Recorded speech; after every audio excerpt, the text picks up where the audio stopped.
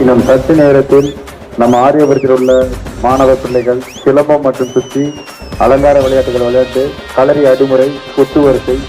சுருள்வாள் இது போன்ற விளையாட்டுகளை அரங்கேற்றம் பண்ண உள்ளனர். நோக்கம் போல கருத்தும் சொல்லி வாங்கி போவ பாராட்ட விவசாயி இல்லைன்னா அடுப்புல சோறும் பொங்காதுடா பெரியோர்கள்